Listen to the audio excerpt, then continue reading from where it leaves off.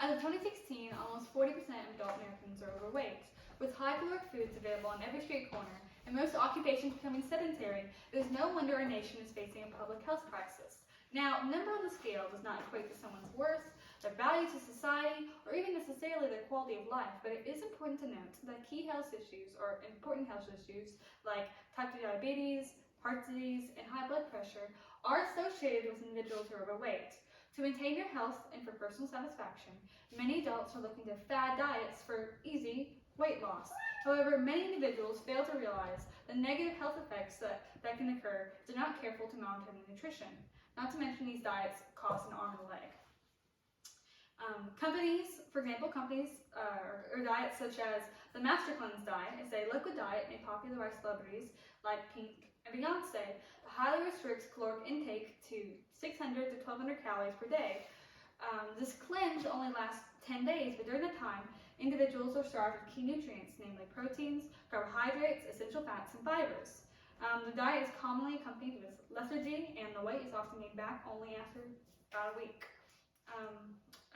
Other diets or other companies such as Herbalife have recently received class action lawsuits over allegations that their products are associated with liver problems. And the ever so popular keto diet, which is gaining worldwide fame, helping people shave pounds and gain energy, really has a lot of low carbohydrates and a lot of high fats. It can be dangerous for people with liver problems, pancreas problems, gallbladder problems, or as such.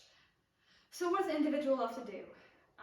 Excessive exercise and calorie counting, purchasing expensive meal plans, and avoiding sugary desserts? No. Let me introduce or reintroduce intermediate fasting.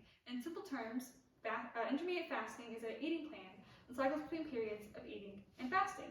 Historically, it was used for cultural and religious reasons, but today it's gaining steam as a simple way to help people lose weight.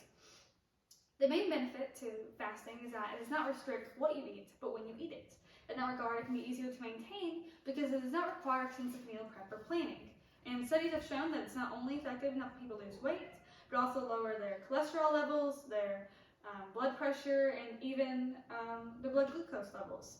Other diets are often criticized for being unsustainable. Let's say you're trying to board a flight quickly and you need to find something that's low, and so you're really hungry.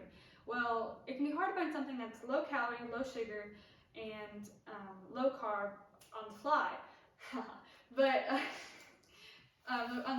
with intermediate fasting, you can eat whatever you need within reason and still maintain the overall caloric deficit. With intermediate fasting, time is your friend. Your body will naturally adjust to the hours that you feed it. Let's say you set an 8 to 6 or 16 to 8 fasting window when you start eating at noon and stop eating around 8 p.m. Well, if you can maintain this diet for a few weeks, you will naturally stop craving breakfast. This is great for a busy student or a full-time employee who are really rushing out the door in the morning and don't have time to eat a well-balanced meal anyways. Let's say your grandparents are coming to town and they really want to eat brunch, so you're going to stop your fast early. Well, that's fine. You can still maintain your diet for the day if you also stop eating early. Maybe you finish dinner at 6 instead of 8 p.m.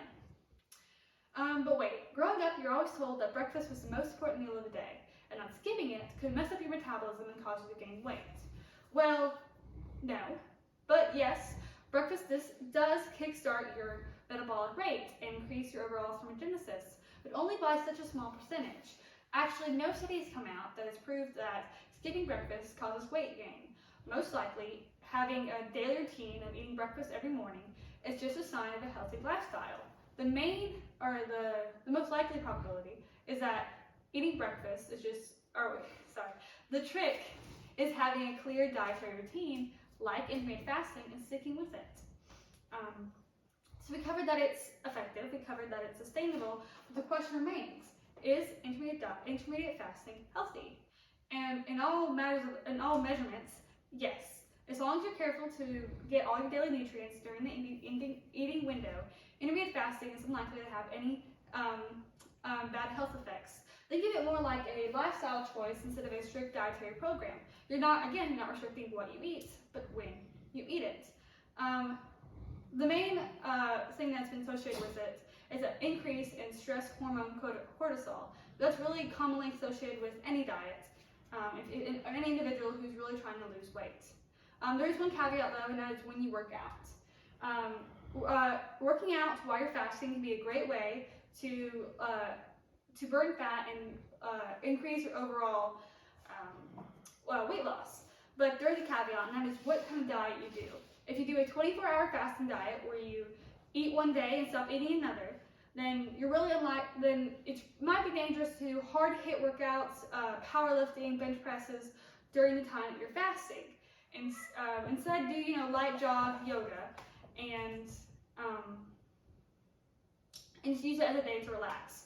But if you're doing this, if you're doing the 18 or 16-8 fasting diet, where you start eating at noon, it's perfectly okay to have a harder workout when you're fasting. You can power lift, do all you want. Just watch yourself. If you feel dizzy, then stop, reevaluate, get some water in you, and then try again. Overall, any diet when pushed to extreme can be unhealthy. Certain diets are not appropriate for certain people, and that applies to intermittent fasting. However, it is a viable option for most Americans. After all, having one meal a day was historically what was common for the better part of human history. Personally, I use intermittent fasting because I really don't like breakfast in the morning. It makes me feel sluggish. And having the dietary program where I stop eating at 8 p.m. helps me unconsciously take in a lot of calories late at night when I'm studying. But really it comes down to what helps you achieve your own personal health goals. If that's intermittent fasting, great. If it's not, that's fine too. I just hope everyone learns that you don't have to be helpless with weight loss. The most important thing is taking away that a healthy lifestyle can be a lot simpler than you think. Thank you. That was good enough.